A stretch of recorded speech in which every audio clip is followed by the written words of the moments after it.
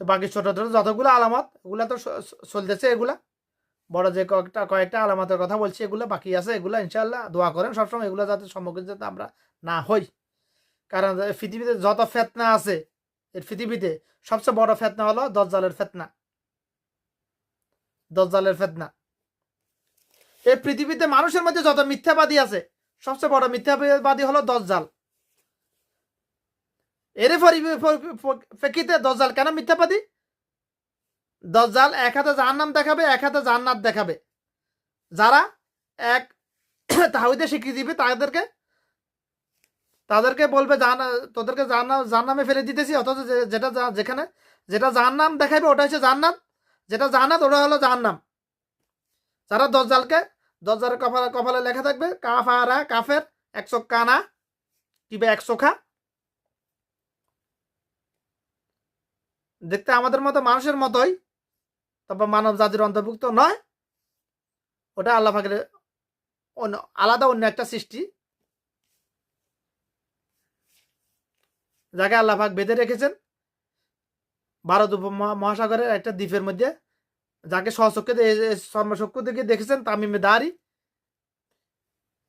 যখন খ্রিস্টান ছিলেন ইসলাম গ্রহণের পূর্বে সে তামিমে দাঁড়ি, যাকে সচক্ষে দেখেছেন। এই ঘটনা তামিমে দাঁড়ি আল্লাহ রাসূল সাল্লাল্লাহু সামনেও ফেস করে বর্ণনা করেছেন। লম্বা ঘটনা এটা।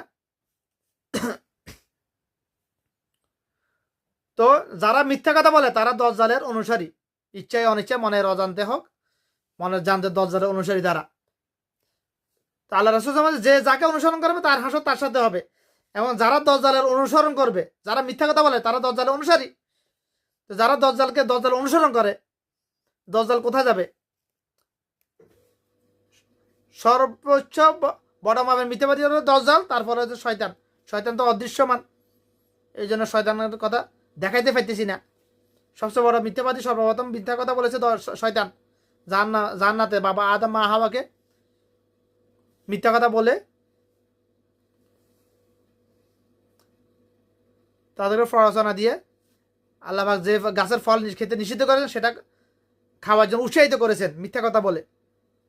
এর পরিপ্রেক্ষিতে কি বোঝা যায়? সবচেয়ে বড় মিথ্যাবাদীকে দজ্জাল আর শয়তান। মানুষের মধ্যে যারা মিথ্যা কথা বলে তারাই শয়তানের অনুসারী। শয়তানের জাহান্নাম স্থান কোথায়? চিরস্থায়ী স্থান কোথায়? জাহান্নাম। শয়তান চিরস্থায়ী জাহান্নামী। তো যে যাকে অনুসরণ করবে তার হাসর তার সাথে হবে। এবং যারা শয়তান অনুসরণ করে, অর্থাৎ যারা মিথ্যা কথা বলে, ইন্নামাল আমালু বিন্নিয়াত, প্রত্যেক কাজের ফলাফল নিয়তের উপর নির্ভরশীল। যারা মিথ্যা কথা বলে তারাই মুনাফিক। তো